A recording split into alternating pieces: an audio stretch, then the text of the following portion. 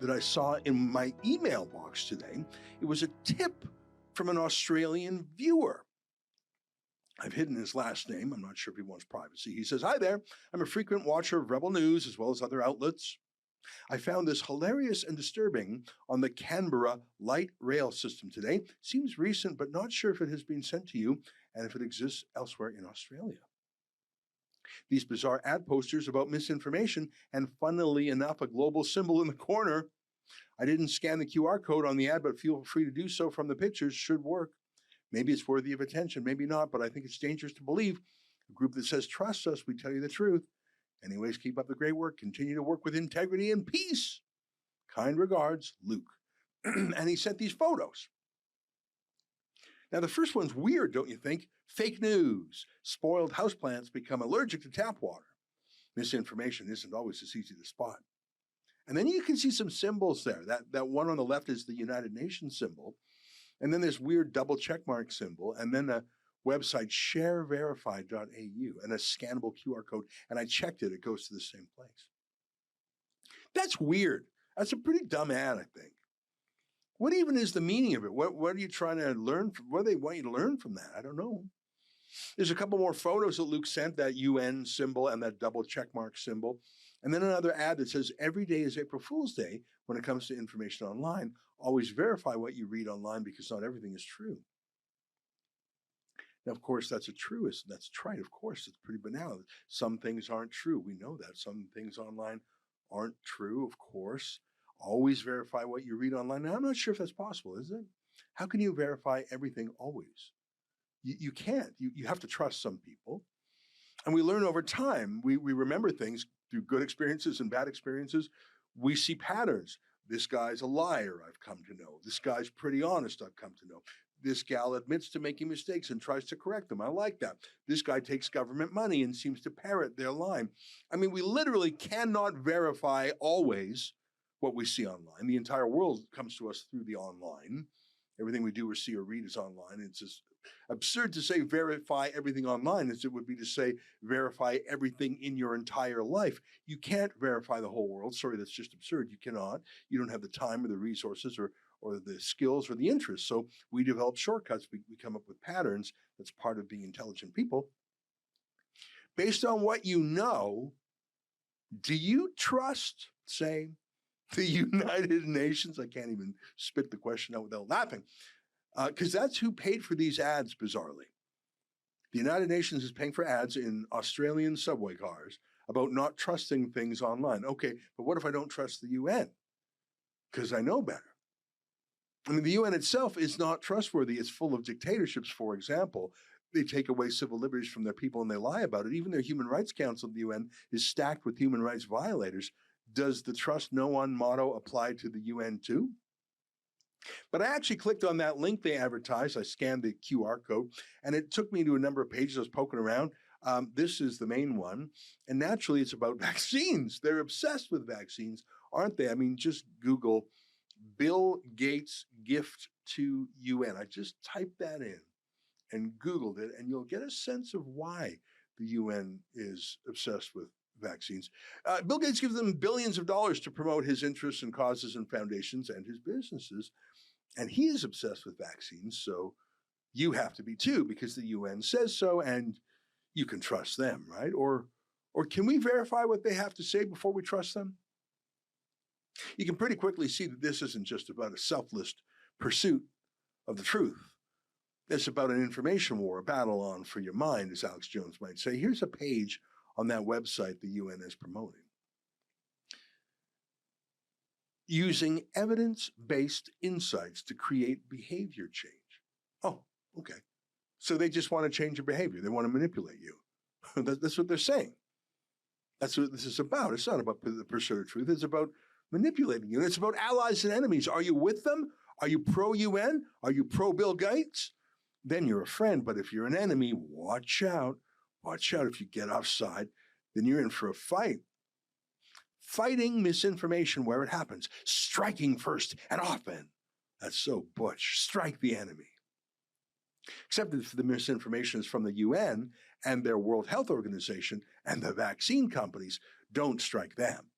Thing that the citizens of the United States right now should be worried about. There's no doubt that we knew that we would get cases here. There is no need to change anything that you're doing on a day-by-day basis. You do those things, masks, no crowds, physical distance, personal hygiene, no doubt you're going to be able to turn these things around.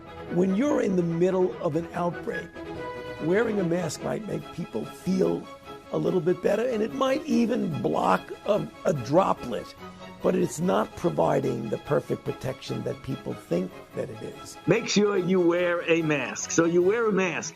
Then you put a cloth mask over, which actually is much better. Another coronavirus that obviously jumped from an animal species. We don't know exactly how that happened. We have not ruled out the possibility that there could have been a leak from the lab. Should we have any worries about walking by someone on the street who may be unvaccinated? Not at all. I would have no concern walking down the street past a person who's not been vaccinated and even a person who's been infected, because the protection is really quite substantial. And we do know that the science shows now that even people who are vaccinated and get a breakthrough infection can transmit. Yeah, funny thing about misinformation, it's always the other guy that's guilty of it, says the UN.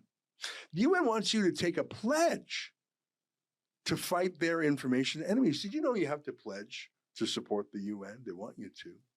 They had these videos that they're promoting on this website. Now, here's a video that's been up for a year. You can see it has had a grand total of 337 views. That makes me deeply happy. I'm serious. Now, the video says you're an emotional train wreck who believes everything you see, so you should be scared. Take a look.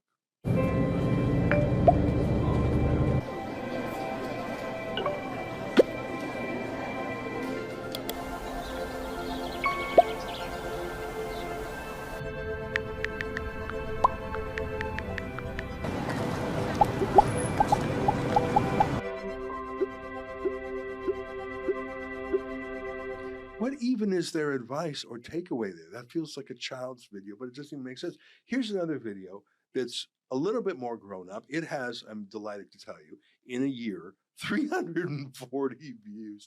Take a look. Desinformação é o maior monstro que a gente tem que combater hoje em dia. Desinformação é aquela peça que foi criada para tentar te enganar. If it's too good to be true, it is very likely that it is false. Lo que sabemos sobre la desinformación es que una de las razones de su éxito es que apela a nuestras emociones. Eso es peligroso sobre todo cuando tiene que ver con falsas curas o tratamientos. A lot of the time, misinformation is shared by people who are sharing it in good faith.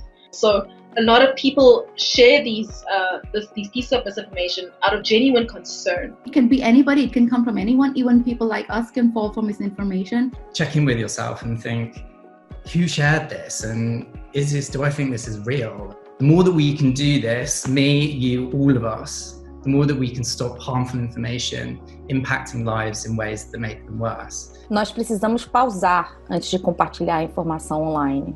Pause. Pausa. Pause and take care before you share. Too good to be true?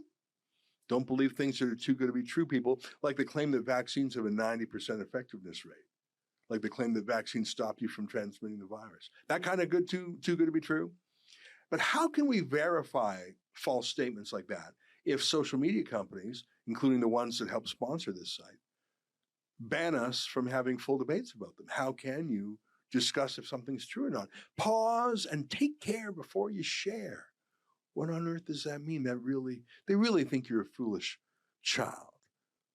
This is the website promoted with ads in an Australian site. Take care before you share. They talk about emotional manipulation. Beware of that. What you just saw was an excerpt from my nightly show, the Ezra Levant Show. Every weekday, I do a monologue.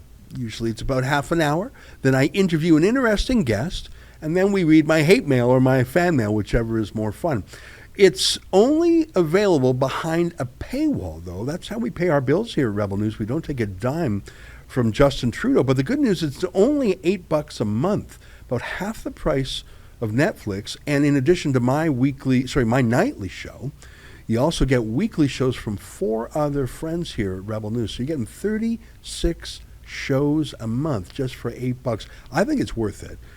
And even if you're not quite sure, do it anyways, because we rely on viewers like you to keep us free and independent. I promise you I'll never take a dime from Trudeau. Just go to rebelnewsplus.com and click subscribe. Thanks.